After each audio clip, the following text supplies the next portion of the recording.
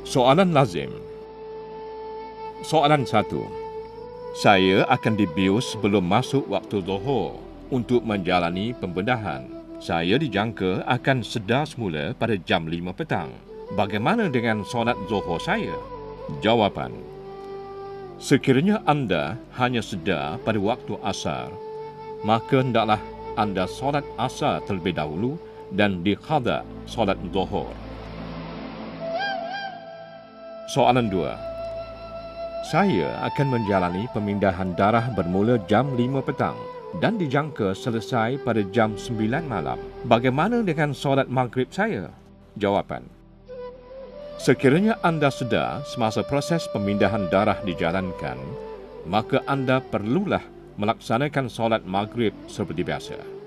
Namun, sekiranya anda tidak sedarkan diri, maka anda hendaklah solat isyak terlebih dahulu dan diqada solat maghrib. Soalan 3.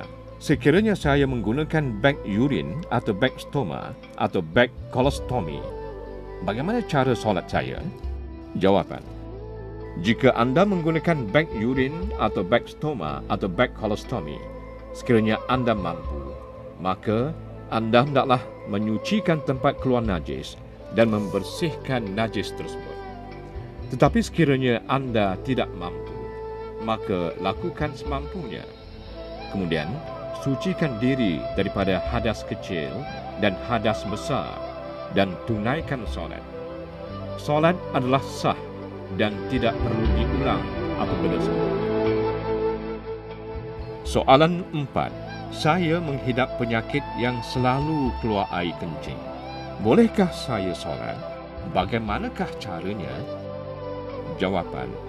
Anda boleh solat dan anda mempunyai dua pilihan. Cara pertama, solat fardu pada setiap waktu menurut mazhab Syafi'i. Sucikan diri daripada najis dan gunakan lampin atau seumpamanya pada tempat keluar najis. Setelah itu, sucikan diri daripada hadas. Kedua-duanya mesti dilakukan setelah masuk waktu solat. Segera tunaikan solat. Solat adalah sah dan tidak perlu diulang, walaupun najis tetap keluar ketika sedang berwuduk dan solat. Satu wuduk hanya boleh digunakan untuk satu solat fardu sahaja dan seberapa banyak ibadah sunat yang lain. Cara kedua, melakukan jamak atau himpun tanpa dikhasarkan atau dipendekkan bagi solat-solat yang boleh dijamakkan menurut mazhab Hambali dan pandangan pilihan sebahagian ulama mazhab Syafi'i. Sucikan diri daripada najis dan hadas setelah masuk waktu solat dan kemudian lakukan solat. Solat adalah sah dan tidak perlu diulang. Satu wuduk boleh digunakan untuk lebih daripada satu solat fardu dan seberapa banyak ibadah sunat yang lain selama waktu solat tersebut belum habis. Contohnya, bersuci di dalam waktu zuhur boleh ditunaikan solat fardu zuhur dan asar secara jamak dan solat-solat fardu yang diqada atau ganti jika ada, serta ibadah sunat yang lain selama waktu zuhur masih ada. Soalan 5. Saya tidak mampu untuk menutup aurat ketika sakit. Bagaimana dengan solat saya? Jawapan. Menutup aurat adalah salah satu daripada syarat-syarat sah solat. Aurat bagi lelaki ialah di antara pusat dan lutut, manakala aurat bagi wanita ialah seluruh tubuh badan kecuali muka dan dua tapak tangan serta belakangnya. Bahagian bawah dagu juga termasuk aurat bagi wanita.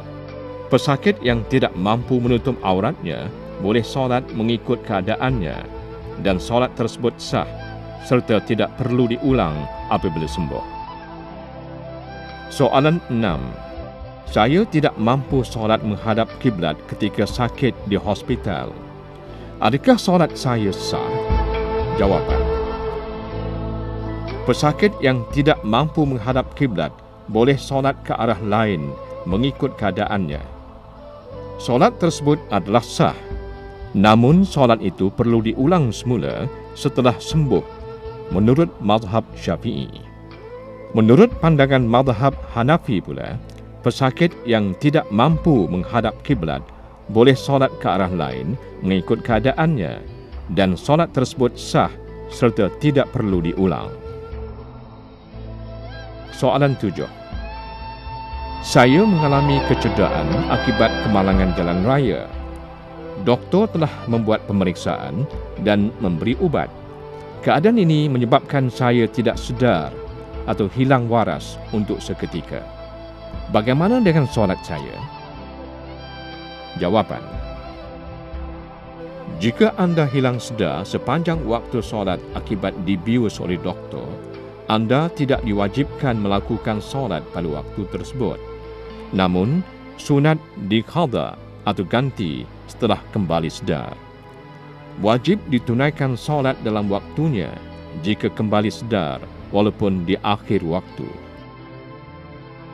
Sebagai contohnya, jika hilang sedar sepanjang waktu zuhur dan kembali sedar pada waktu asar, wajib ditunaikan solat asar dan diqadha atau ganti solat zuhur.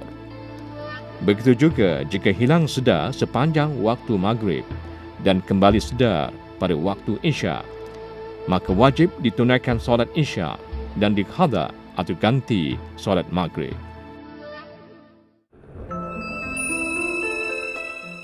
Daripada Sayyidina Ali radhiyallahu anhu bahwasanya Rasulullah sallallahu alaihi wasallam bersabda, peliharalah solat dan tunaikanlah hak hamba sahaya kamu. Riwayat Abu Daud dan Ibnu Majah.